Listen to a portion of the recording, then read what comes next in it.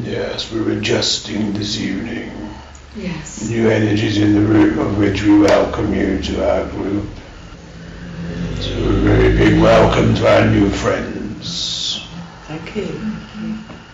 Yes, we'd like to hear your voice, you know. Great to be here. Although we did hear your chitter-chatter at the beginning. Each of your guides, you see, are blending with our guides also. It is not just your energy in the room. We were all metaphorically shaking hands and saying hello and having a jolly nice cup of tea too. As long as there's cake, Bernard. Cake and tea. We will save the cake for you, my dear. Thanks. Unfortunately, it doesn't reach our stomachs as we don't have any. Although many of us can still remember the taste, of course. Do you miss the taste? We miss a great many things in the physical existence, which is why we reincarnate, to also enjoy that side of the experience. Yes. The physical pleasures, you see, of food and drink and activities that give pleasure to the mind. And as we mentioned in previous weeks, we can of course blend with your energy and re-experience the joy of a rather nice slice of cake. Colombian coffee from Sainsbury's, it's great. Yes. We do like to share occasionally with you and experience it. But only your guide, you see, not any random Tom, Dick or Harry. It's the privilege of being a guide, you see, that you can blend with the energy of your friend that you're helping, so that you may experience what they're experiencing, albeit slightly second-hand. So do you have any questions for me this evening? He says, knowing full well that you do. Bernard, there's a group that's online and we asked them to put forward some questions for you. One of them was from a lady who wants to know how she can draw the spirit of her father closer. So how can people who aren't necessarily as entrenched in spiritual work as we are draw their loved ones close? What a lovely question. We like that. It's a very good first question. And the answer to the question is simply with your thoughts and your memories. For when you send out your thoughts, they send out like a carrier wave, like a radio station, if you like, so that your thoughts are heard by your loved one. And your memories, joys and experience of that loved one will carry across it that information, and that they may join energetically with you. And if you find somewhere quiet to sit down so that you are undisturbed when you delve inside yourself, much like a meditative state, where you are then able to send those thoughts out, and your loved one will respond if they are able, and you will feel their presence drawing close to you. But of course it is very difficult to do this if you're in a noisy environment where you would not be able to sense their presence, for you'll have too many distractions. Thank you. I have been told in the lady's case as well, there is a piece of jewelry that she can hold that will also resonate, for the energy of the loved one is stored within the items that they wore as a signature, and that will also help bring the energetic connection closer, so that she may feel the love surround her. She'll be delighted to hear that. Thank you, Bernard. As will other people, I think, that are listening. Sure. Bernard, on a similar subject, a friend of mine asked, it's quite a common message from mediums that your loved ones who passed over are close and helping you. Yes. She wanted to know, are they helping us? How do they help us? Is it just the thought brings them closer and they can get into your energy and give you a boost, or is that just a thing that mediums say? Is it just wishful thinking to comfort the person? Is that what you're asking? Yeah. It is a little of both. In reality, of course, they can help you with decisions, for they know you intimately and they know the choices in your life that you must make, and they can converse with your guide, for it is always your guide that is the one in the driving seat, to want of a better term, the one that can blend with you energetically more easily. Your gatekeeper or guide is the one that allows the spirit entities to join them and join the party, for want of a better term, so that a loved one may come back and converse with the guide and give their opinion and their guidance. Although the guide, of course, might be slightly insulted because they feel they would be better from several lifetimes rather than just one. You see, we always assume a loved one you've incarnated with here would be the closest person to you, but is not necessarily so. Mm-hmm. So your loved ones can help to steer you, can help to guide you on the path, and can offer their opinion and their love, of course, especially when you're in times where you might be feeling very down or despondent, and your loved one can help bring a positive energy into your auric field, to help you feel better, help to raise your vibrational energy. Does that answer your question, my friend? It does, thank you. I guess though, you talked of soul groups in the past, so do we meet up with soul groups when we're in this incarnation, or do we interact with others if closely, intimately sort of thing? It is not typical to meet up with members of your soul group, but it is possible and feasible and happens occasionally, but there would have to be reasons for it, for each of you on your own individual journeys to experience your own course of learning, you see. So members of your soul group who are at the same developmental stage would also be off on their own exploits. So occasionally it may be prearranged for you to work in tandem if there isn't benefit in doing so. But it is not something you seek to do, although you may occasionally come across someone where you have a wonderful connection, mental connection, almost a euphoric feeling without having ever spoken to the person, when your eyes lock together and there's a recognition on a soul level. And this can be because you've come from the soul same group and were deep friends on the other side. Some people like to talk about twin flames. And I wonder, is there any truth in the twin flame? Because I think the concept is that there's one entire soul that's separated into male and female, and that they will enjoy a wonderful relationship when twin flames meet. Is there any truth to that? This is an interesting question, for there is truth and there is not truth in the same statement. When we talk about twin flames and we say the person is two halves of the same thing, yes, and the person's soulmate, etc., etc. Yes. This can often be mistaken for what I've just discussed, really, with the soul recognition, yes, where you've come from the same soul group, you see, yes, and you resonate at the same vibrational energy. Yes. And as we discussed before, reasons why you have an instant dislike or an instant love for someone can be simply because their vibrational energy match is always very different from your own. So for the same reasons, people assume the twin flame scenario can actually be simply the fact that you recognized each other from the same soul group. Yes. Now, the opposite side of that coin is you can be predestined to meet someone here as part of your journey that you have arranged previously before you came here, as you wish to jointly experience something that needs two people in a loving situation, for example. So that can be prearranged, and you might call that twin flames, but again it will be prearranged from the same soul group, but it is a predestined thing. Okay. Bernard, is there any such thing as past life? Someone that you've met in this life that you also met in a past life? Oh yes, many times. And you can be your parent's parent in your next incarnation. There are many different ways in which we reincarnate together, and not necessarily the same family. You can be born into very different families, and someone down the street from you can have been in your family in your previous existence. Wow, thank you. Hello, Bernard. Hello, my dear. It is a while since we've seen you. It is. It's a pleasure to be here. We are glad you are well. I have a question from somebody else first, and then I have a question.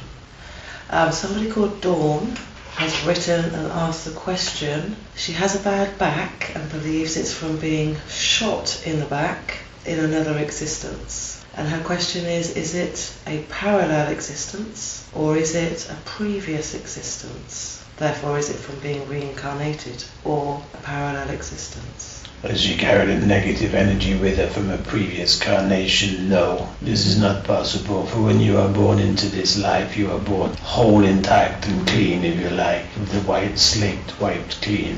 So you cannot bring energy through. However, you can have multiple existences in multiple dimensions simultaneously. So whilst you are not carrying it from a previous incarnation, and you assume time is linear and therefore each incarnation will follow one on after the other, it can be from a different version of yourself, having been brutally injured, let's say, in another existence. And when you communicate with your other selves, as you often do in your unconscious moments, then you can convey that pain and that negativity through to the other selves, just as you can share wisdom and knowledge. So it is possible, but it is still highly unlikely.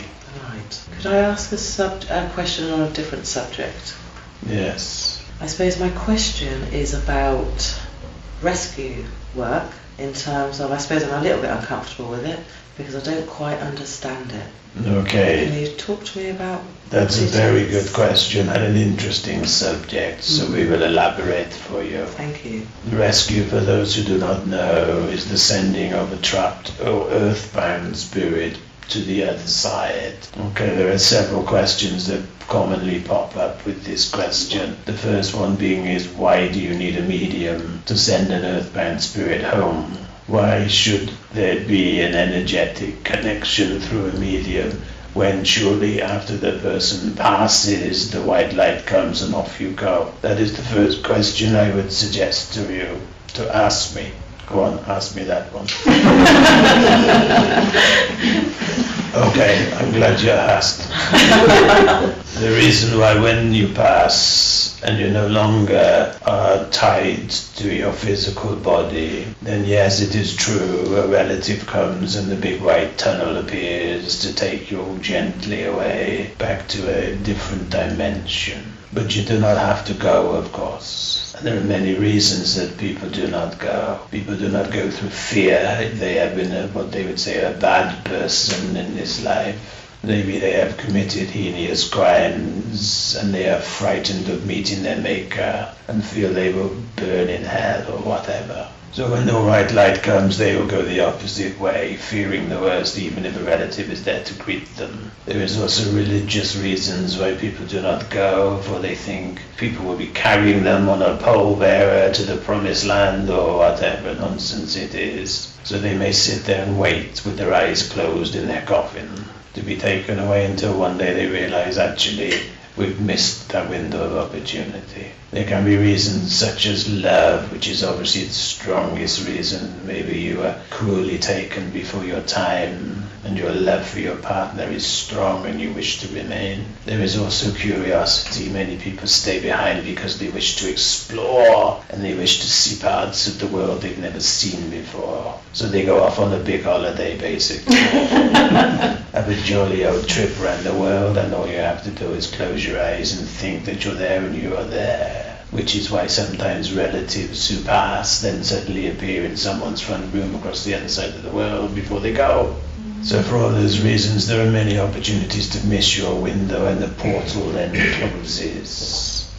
And once that portal is closed, it's very difficult to open it again without intervention. For we talk about on a quantum physics level the vibrational frequency between the worlds. So your physical dimension here vibrates at a much lower frequency than ours, which is why you cannot see us with your eyeballs. We are resonating at a much higher frequency, and your mediums, such as yourself, Melanie, are able to increase their vibrational energy through meditative thought and concentration. As you look upwards into the top of your eye sockets and imagine the white light coming down, it actually does So you increase your vibrational energy, and we decrease our vibrational energy to meet you in the middle and create a contact point. So the rescue circle, coming back to your original question, Yes. is where an earthbound spirit is brought to your group, because we know you are going to be making that connection, that portal,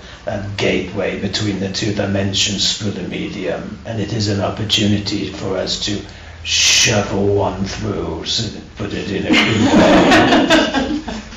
But it is carefully arranged a long way in advance. And you will usually find it traumatic sometimes, both for the spirit and the medium. For the spirit, the reason they have not passed over when they should have done can be a multitude of reasons, and they now feel ready, but they can often be very afraid. Sometimes they've been the victim of a terrible crime, and they may be frightened, and they've been roaming for years trying to avoid dark forces that have scared them. So there can be a lot of emotion and trauma involved, and of course the medium will sense and feel a lot of that as they are used for the connecting portal through.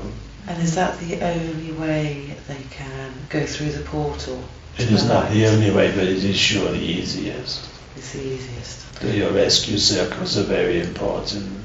Well, yes, exactly.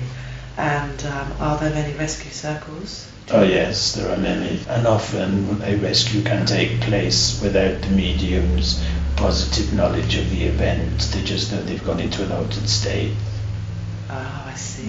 and the connection has been made, Yes. sometimes simultaneously through a member in the audience, perhaps not the main medium working on that evening. Yes. Sometimes it can be a group collective consciousness that makes the portal quite big, and therefore the soul slipping through it can be unnoticed by the audience.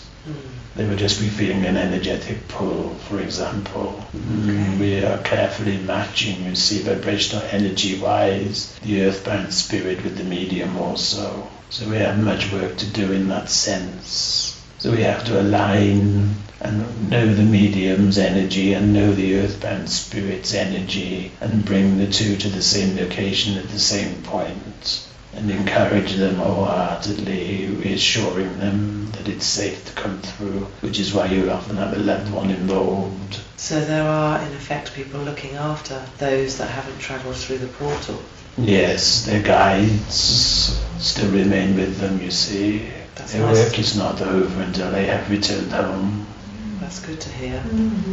It's very reassuring, actually. Yeah. So fear not, you can have a jolly good holiday before you go. Send me a postcard. So when people talk about the tunnel, is that, and those that have had a near-death experience, is that we all have a visualization in our mind's eye about what that tunnel might look like, and depictions in art and on television and in other places. I mean, is that really what it looks like? Can you describe it to us in any way?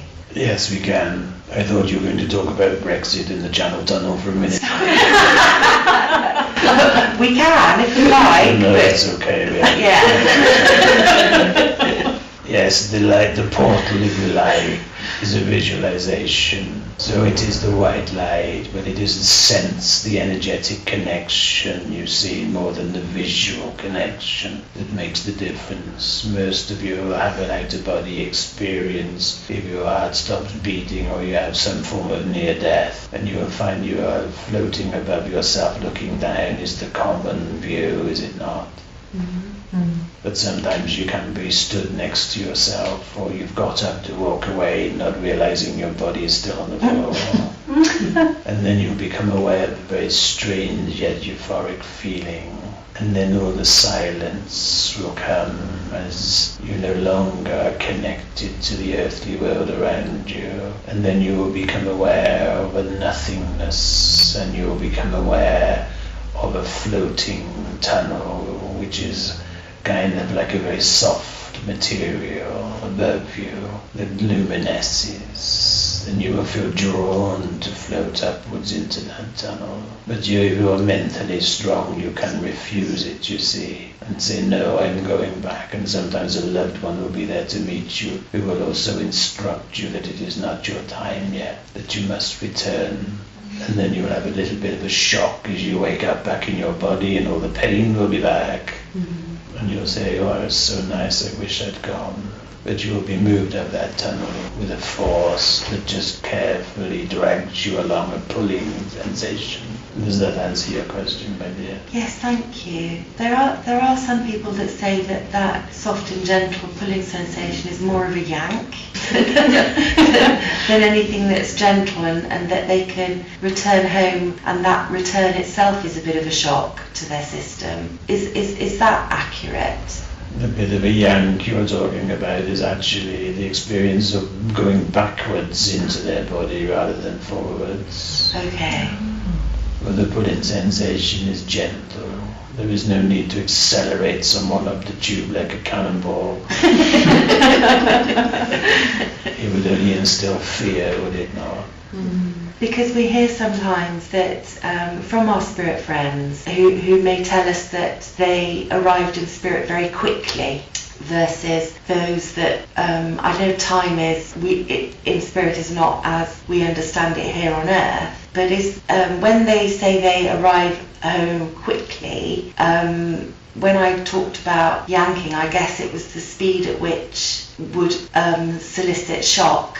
Okay, I will explain further. Those with a deeper understanding, those who have evolved spiritually on a much higher level or are familiar with the process, may have an accelerated home journey, and I don't mean by the sheer speed of travelling up the tunnel. We discussed before that you go to a holding area, a decontamination zone if you want, where you will go through your life experience with your teachers. And you will shed your earthly connections that will shackle you physically, so that you may return home in a clean state and without any mental issues or scars. And you must relive your life and experience it through the eyes and feelings of those around you, so that you will fully understand the consequence of all your words and actions on the others. So you will live in the other's shoes. For those who have led a very spiritual life, of course, much of this is not necessary, or it's a very shortened process, as opposed to someone who had maybe built weapons of destruction and used them. So those spirit friends that suggest that they went home quickly is because they were perhaps more evolved souls? Yes, more enlightened. Okay. So they had less work to do to become back to their natural state. And you've just brought this up a moment ago, people that have weapons of mass destruction, and also with wars. So people, their lives are ended suddenly. Is there a mass cry from spirit from this? And does everybody pass over because they have no warning that this is going to happen, or they're in a place that they shouldn't be? It seems wrong, and I can't imagine in my head how this mass of loss of life is processed for the person involved and for spirit on the other side. Do you mean in terms of being processed before you may return home, when there's millions potentially of you? Millions, yeah. Yes, well, it's a little like a very busy bus station sometimes, where there are a lot of people milling around, being dealt with and processed. It is not unlike one of your airports, and of course there can be many of them. Would there be more displaced souls because of that? Because there were... Yes, there be many earthbound souls who are not accepted. They are passed for different reasons, and some very angry people, of course, who feel lives were stolen from them. Well, what if there was no Earth? What if the whole planet blew up and over 70 million people died at once? Nobody would be reincarnated, would they? It would be very busy, but they would incarnate again into a different dimension, into a different planet. And Bernard, can I ask you a question as well? Yes, of course. 1969 moon landings, were they a hoax? Do you know the answer to that question? We would comment that they were real, Yes. but not entirely as you believe. Oh, Can You're not allowed to be interested in Bernard. Bernard, I've remembered. Did it really happen? We need to know the answer. Your rocket ships really did go to the moon. People walk on the moon. I'm not allowed to tell you that. We hear the phrase a lot, Bernard, that the good die young. That was what I was. That's what dropped out of my brain earlier. Sorry. Is that accurate? It is accurate if we go back to the discussion we had on manifestation. Okay. If you recall, we discussed how different people can manifest things with self-belief, and we discussed how you are the nicest, kindest people and everything seems to go wrong for them. And yet some person that would seem very arrogant or self-centered to you seems to have a charmed life. Yes. Do you recall this conversation? Yes, I and I'm do. sure you all know examples of such. And again, it is to do with focus. For the nicest people, worry and care, and therefore they manifest worries and problems because they are focused on them. Whereas the arrogant, self-centered person who doesn't care about anyone else doesn't manifest any worries or illnesses or financial problems because they don't care. They don't think about others or the future too much. They live in the moment. So seemingly they have a charmed life, or they're only manifesting what they want. Whereas people who worry and care, live their lives in fear, will manifest their fears because that is what they think about all day long. Or more importantly, that is what they feel. That is the vibrational energy they are emitting. So you can see how your statement is true. People can say that others have been taken too soon though, which kind of is akin to the good die young. I mean, I struggle a little with the concept that we each go home when it is our time. Time, I guess, from a human perspective, but not from spirit. Yes, we have discussed this briefly the other day, where we were saying your time is flexible. You choose when you wish to go. Your time is about your mission, your lessons, the items you've come here to learn, more than the number of years you've come here to live. Okay. Because you're focused so much on your linear time, which does not exist, then you measure everything by your decay. But this is not how it is. What is your mission, your goals, your lessons, whatever you wish to call it, that you set out to achieve? It is when you have completed or satisfied yourself, that you have done all your lessons, that you will decide that it is time to return home. So thank you. So family members that have passed at a young age, and for example my brother who did also, that's because, I mean, he was a good person, but perhaps he had completed all those tasks and lessons, tasks he had to do and lessons he had to learn. Correct. Okay. It is very hard to get your head round when you lose a young sibling at an early age as to the injustice and the unfairness of it. And you ask yourself why, and if there is a God, why would he do this to me? Why would he make me feel all this hurt and pain? And there is no easy answer or comprehension when you're sat on this side, you see. But when you've had many, many lifetimes, and each one of these is such a tiny short blip where you come here for specific reasons, and you interact with others to help them on their journey also, you will see how selfless it can be sometimes. And on that subject, with children being taken young or dying young, passing over young, would they not be the ones who are more likely to be earthbound because they don't realise or understand what's happening? Actually, it is the opposite, for they still have their knowledge of their previous lives much more strongly imprinted upon them. So when they pass over, it is much easier for them to revert, for they have not been here long enough to be indoctrinated in such a deep level. Bernard, can I ask you something? There have been times when I've been at quite a low point in my life, and I've thought that I could feel a family member in the spirit world touch me. Yes, And you I did. can smell them. Yes. And Is that me manifesting it, imagining it, or is that real? No, that is real in your case. So they can touch you and they can... Yes, the lady in question, when you send your thoughts out, as we discussed earlier, how can your relatives help you? The gentleman at the back asked the question, how can your relatives help you? We said they can work with your guide to bring you love and positive energy into your auric field, with the permission of your guide to draw close to you. So yes, when you send your thoughts out for your loved one, and you can smell their perfume, and you can sense their presence, that is because they are really with you. Thank you. I wanted to ask, it's on a personal level, but I think everyone else here would be interested. How can we best know our guide that is the guide that is closest to us? Because I'm struggling a little to understand who is closest to me. I'm just wondering how we can best get to know them.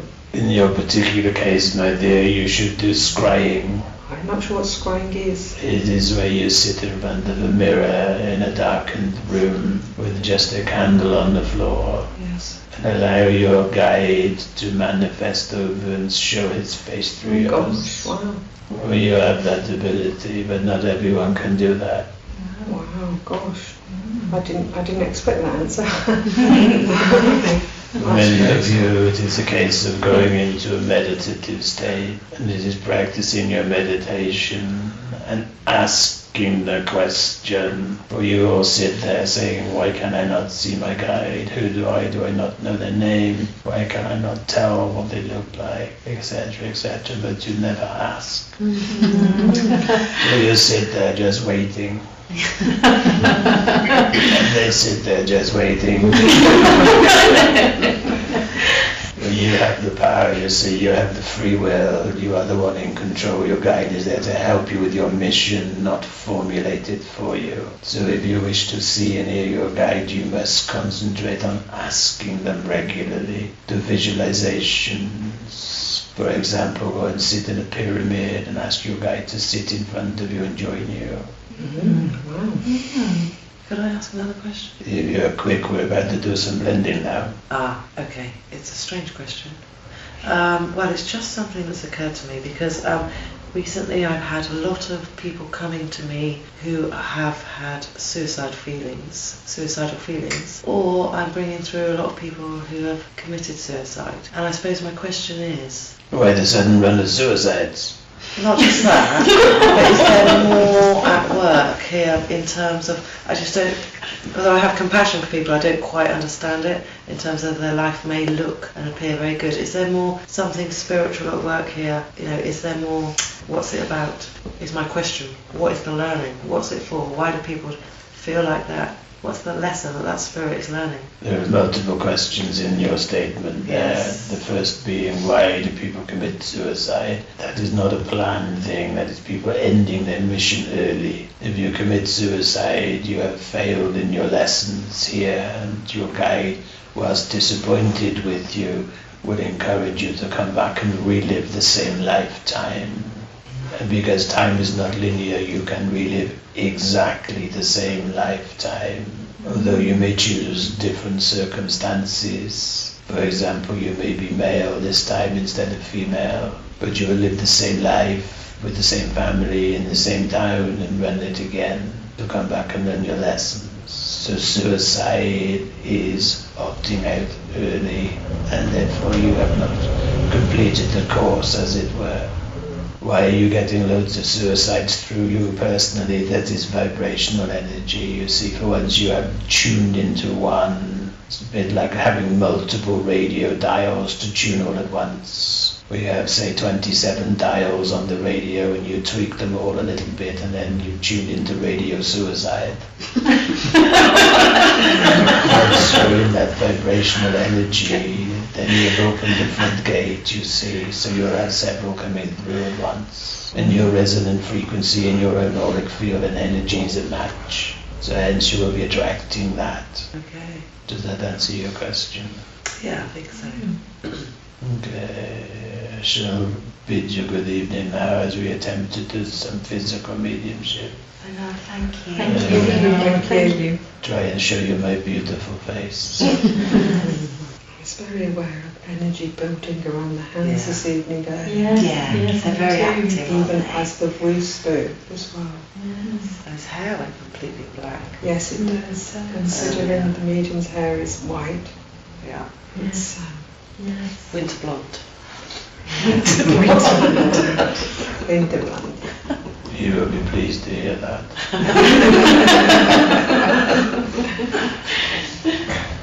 I can see a different face coming through. Yeah, it's quite profound. Ah.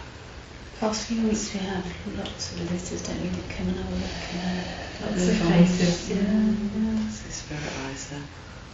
Yes. Oh wow. If you can become aware of the energy over the eyes, Yes. Oh yeah. look at that. Also the luminosity. Yes. I've done a lot of reading this week about trance, and I didn't realise what I was seeing last week, that sort of iridescence over the face. Yes. Does any... Do you Yes, notice yes, it? That's exactly what I was thinking. Yeah. And last time. It's almost like a glowing light. Yes, yeah. It's I hard to like it. describe it. I likened it to the stickers that kids stick on the ceiling with stars and moon. Yeah. It's a bit like that sort of glow. Look at that face. Look at that. Totally disappeared and then came back. Yeah. Oh wow. Can you see that? Yeah.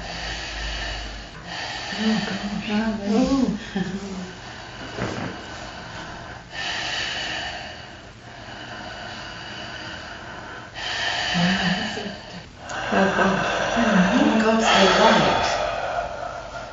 Is everyone okay? Anyway, I read that the luminosity is the beginnings of ectoplasm. Yeah. Yes. That's right. Always opens his mouth. Which I'm desperate to Tongue see. came out That's amazing.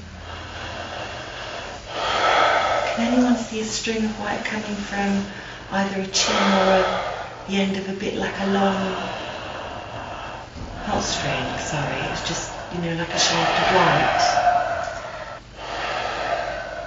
there. You just saw Pete's some eyes lights just on open his up. Yeah. top of his head. Are they his eyes or spirit eyes that I've just seen? Also, it's gone very cold in here. So I've everybody just seen recognised him. Jason's face again. I'm so sorry. Yeah, he's can't be that selfish. He can't come again. That's quite profound, isn't it? Looking at us. Oh my gosh. Hiya. Hello. I'm not sure if that's physical eyes open or No, it's like it's like Physical. when somebody paints makeup on their eyelids yeah. to look like an eye. Yes. That's how it's just a flash of it. Yeah. It's called spirit eye, so literally they manifest an eye with the eye closed. Changing it here. Hello.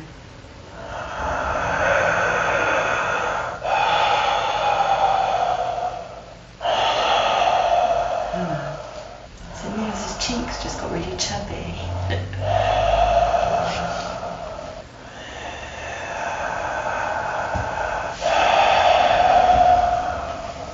Wow. Hello.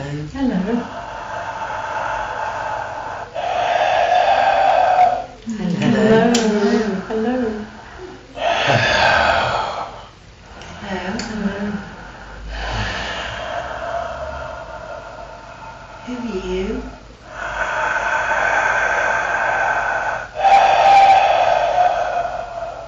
Have you come for someone specifically in the room?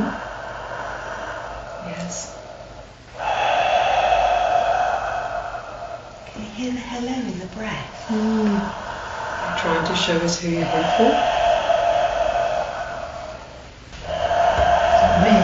Is this for Rookie? Louise. For Louise?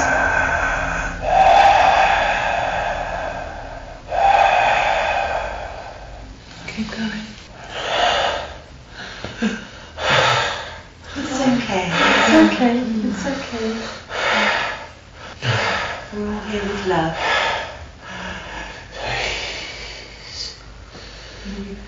Louise. Okay. Would you like Louise to approach you slowly? Is that okay? Yes?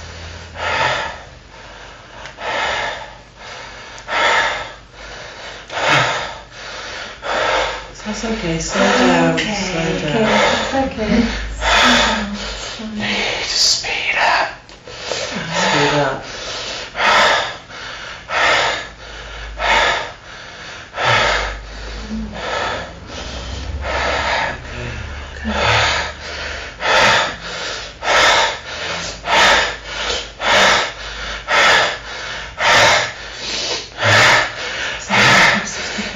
Are you okay?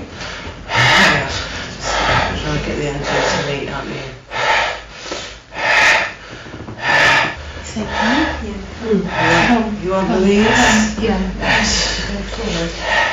Stand by it. It's very slowly and gently. Just gently. Slowly. Are you okay? You alright? Do you recognise him?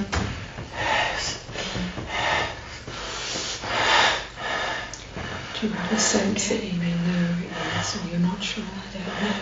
That's okay. Are you okay? I think you're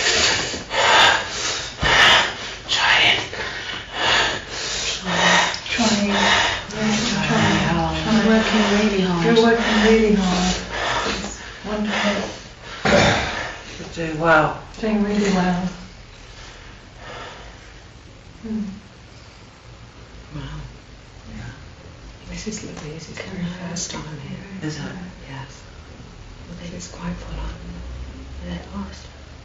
Will they tell me who it is? Are you able to tell me who you are? Do you have a sense of energy, Louise, as they hold your hands? Just like a feeling of energy through you in a positive way, or hot or cold? No, okay. Right in the face. Or any memories that are flashing. Grandma. Nana? Nana. The legs keep moving.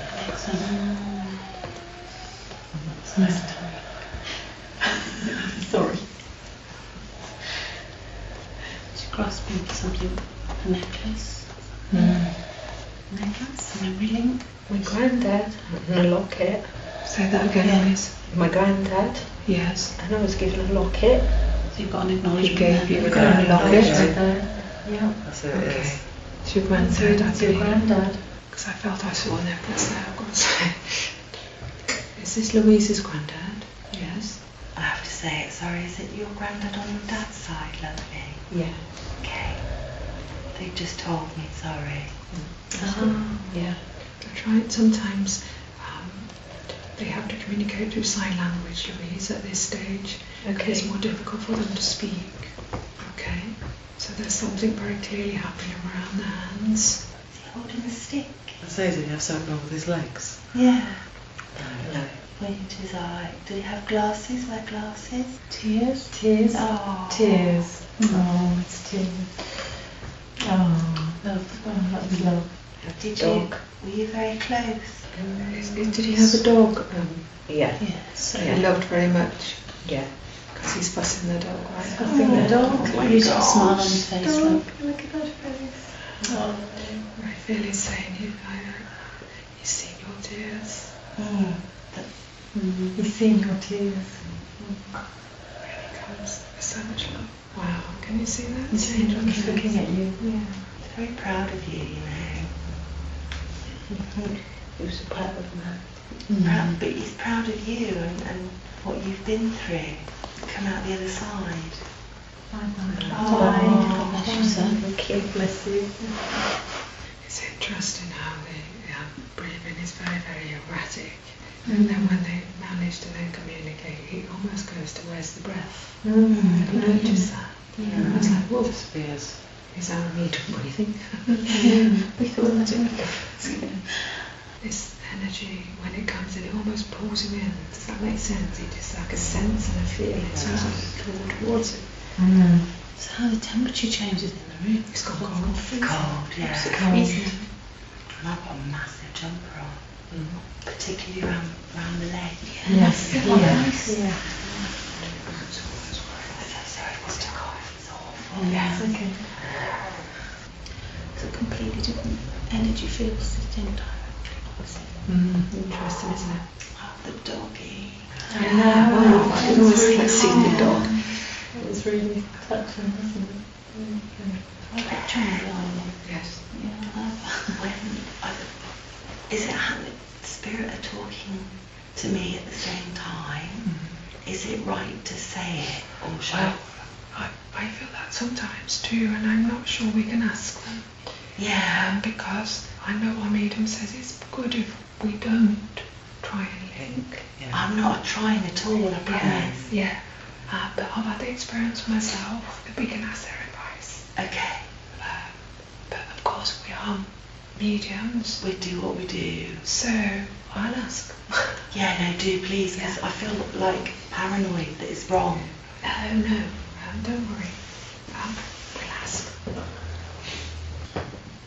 Certainly, I'm stating the obvious. There's a change of energy. And I'm saying, because they like to manifest and realize all they're trying to achieve for us. That we can sense and actually with the physical mediumship actually see Yeah. or hear. You know, outside of our mental mediumship we can actually see. And that's the beauty of physical mediumship.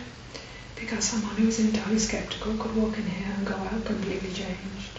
Because they cannot deny what they can see or hear. And this sort of mediumship is actually extremely rare. I was reading that you can be a physical medium or a trance medium or both. Yeah. So both is quite, It's the deepest level of trance. yeah. So there's varying degrees of trance. And there's a very good article which I will tag you in those or send to you, which Yes, explains please. it fantastically, which I came across, Lorraine Todd. Fingers are moving. Have they got longer again? Yeah, that one. My stomach's really pulling. I don't know about anyone else's. It's the pulling of energy, isn't it, from the solar plexus? Yeah. They don't pull from it, they pull from my brain and I hate it. They're pulling from my solar plexus right now. So, Catching in physical did you speak? I think. No.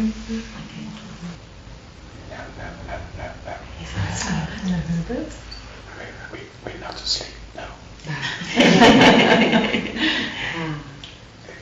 Experimenting Okay. with new energies in the room. Yes. So blending and mixing. Is the energy more balanced this week, Herbert? Yes, thank you. Much better. Is that because there's more of us, Herbert? No, it's John. It's John. We had to move him.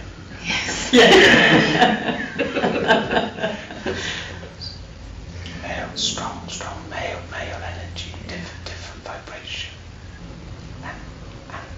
And you have a question. John does, yes, I think. No, you did. Yeah. About linking in. Yes. Yes, That's yes. true. Could you answer that for us, Herbert, please? Yes. The linking in is okay. Okay, but not consciously. Not consciously. Yeah, okay. If we give you the information Yeah. and the medium cannot speak, Yeah, that's what's up. then you compliment. Yeah, I get it. Okay. If you all try to link in, then you pull the energy Yes. away from the medium. That's what I was saying. I wasn't doing it consciously at all. Yes, that's good. That's good. Okay. I didn't know if it was okay to share it out loud. Yes. Thank you. Thank you, Herbert, for clarifying. Should I close in black prayer? No, Okay. not yet. Okay. We still experiment. Oh, well, we love it, so that's fantastic. Noticing the left hand again. The fingers get really long. Oh, good, yeah. Happened last time, wasn't it? Yeah. Wasn't it? Look at the middle finger on the right hand. Yeah. Incredible. As long as it doesn't reverse and go the other way, we're all right. Oh yeah. And there's kind of a light around it. His wrist. Yeah. Around the other one as well. This one. Yeah, something But I know like there's that light there. Yeah. It's a big light, a luminous light. Yeah. It's amazing how the room is so dark, and yet there's this sort of, it's like moonlight on his on the face and hands. For I can only see from this.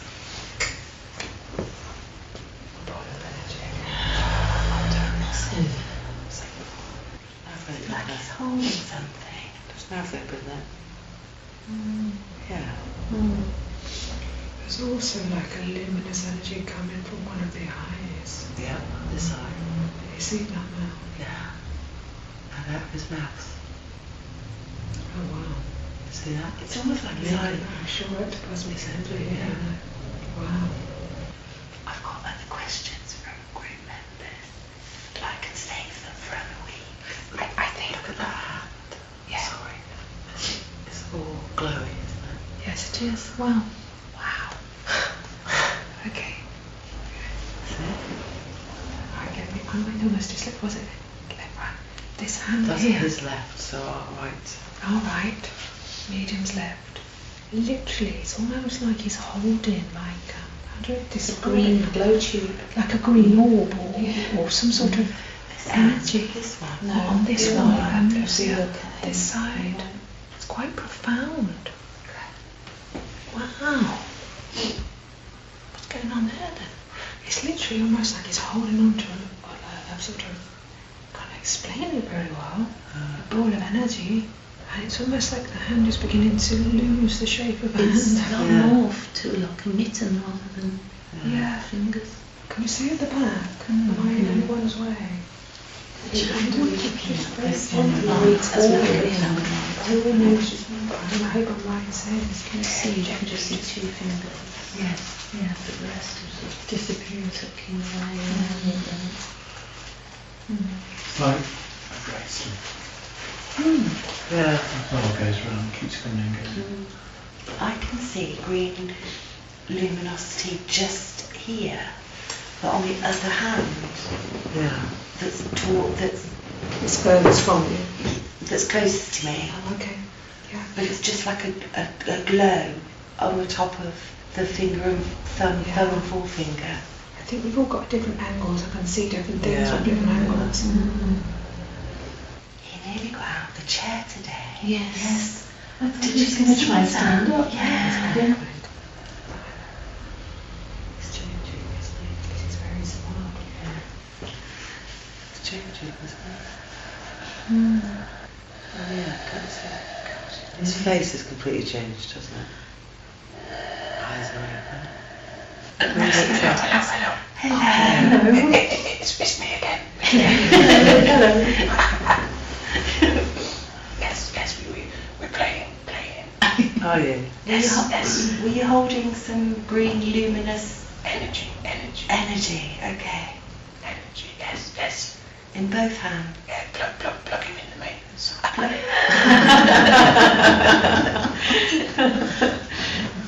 So it's time for you again. I'm afraid to say. Oh. So we have to say God bless and good night. God bless God bless you. you. Thank you. Love it.